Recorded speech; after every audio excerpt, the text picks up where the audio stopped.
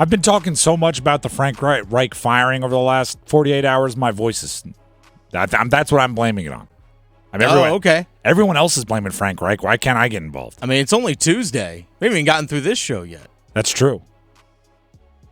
It's all Frank Reich's fault. Clearly. Or is it Tepper's? That's the question. Okay, it's all one of them, right? It's Or is it Fitterer? Is it Bryce Young? Somehow C.J. Stroud comes into all of this. Somehow. Clearly. Somehow C.J. Stroud comes into all of this. The offensive line. It is interesting, though. My voice is going back and forth between, like, Doc Rivers and like, a Rocky. It's like, that's all I got. So we'll see how it goes. Firing Frank Reich. It needs to lead to something better.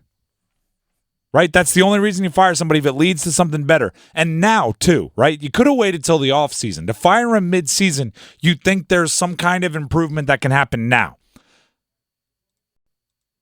Let's boil it down. Let's get back to the beginning, right? Let's go back and time travel this bad boy, okay? If you go back, we've been doing this show for like, I don't know, 7-8 months now, something like that. Go back to the preseason. Not even that long.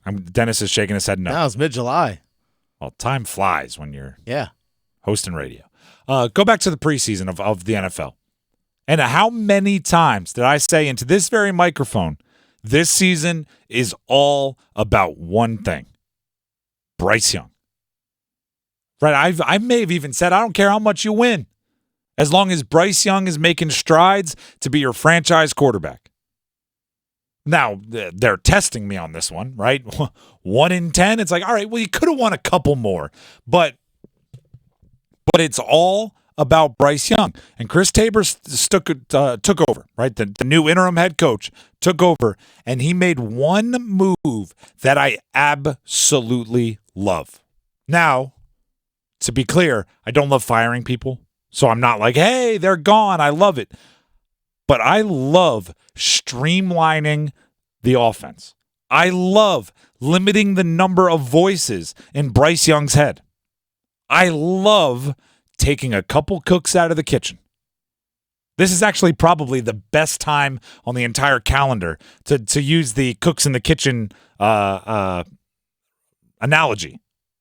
Because everybody just had Thanksgiving, right? Now that you may have gotten together, let's say 15 family members. If all 15 of them were in the kitchen, whoever was cooking the turkey is going to say, get the heck out of here, right?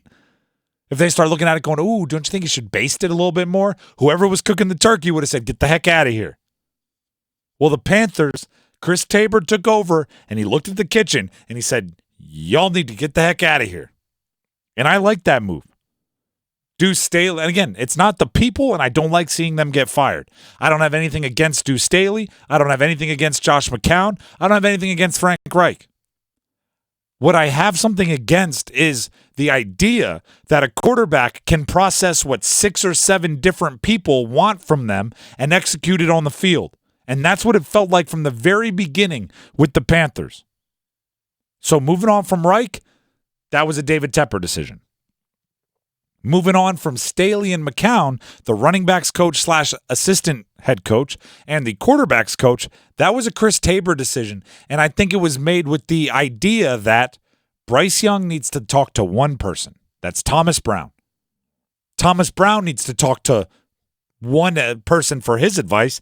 That's Jim Caldwell. Everybody else, get the heck out of the kitchen. Go watch football, right? Go in the other room. Literally. Yeah, exactly. Game tape, yeah.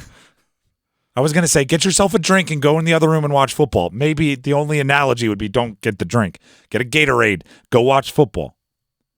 Chris Tabor spoke with the media today. This is what he had to say about the decision to release both Staley and McCown.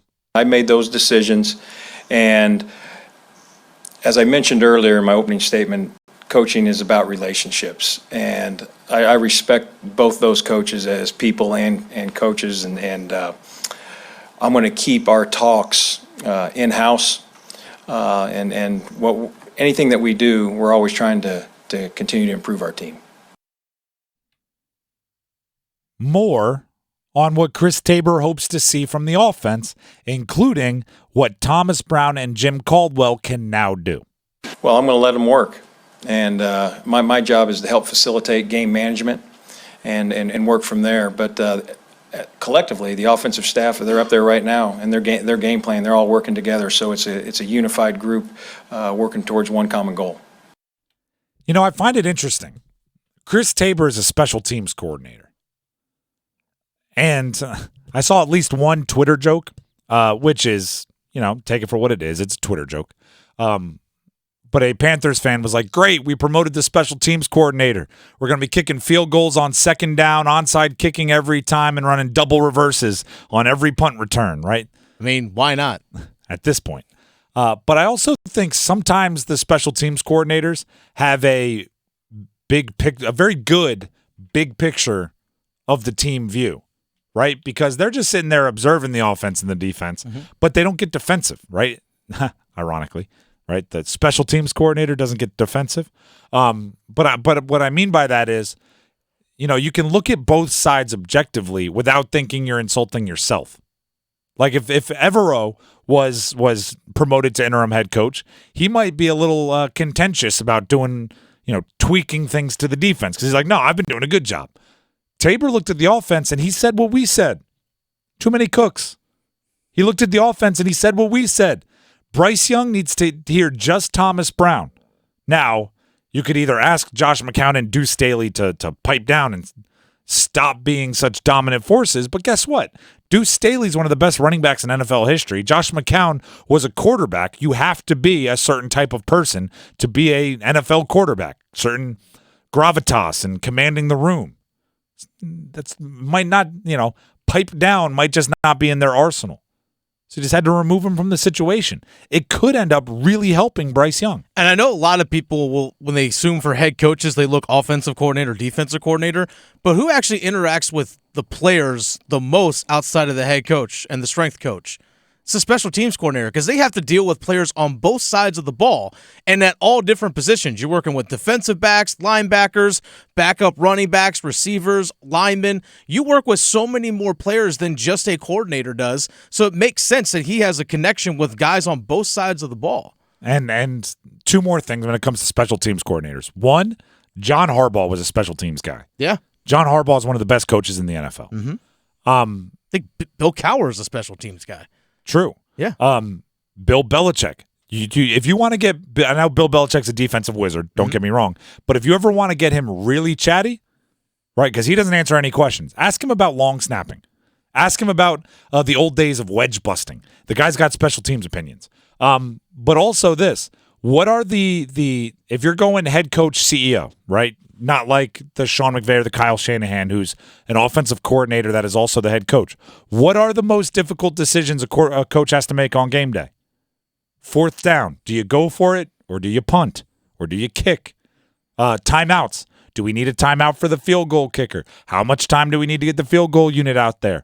All of those sorts of mechanical things have a lot to do with special teams, right? Do we kick it deep? Do we onside kick? Do we run the trick play? Do we not? It could end up being a boost. That's what I'm saying. It could end up being a boost. And most importantly, because like I said, go back in the time machine, preseason. It's all about Bryce Young. This is the most optimistic change that I've seen for Bryce Young. They changed play callers. I didn't go like, well, this could drastically fix everything. Limiting the number of voices he's trying to please, that could change things. Will it be obvious right away? Maybe not. But by the end of the season, you might go, hey, he started improving once you didn't have 10 people telling him what they wanted to see from him on each play.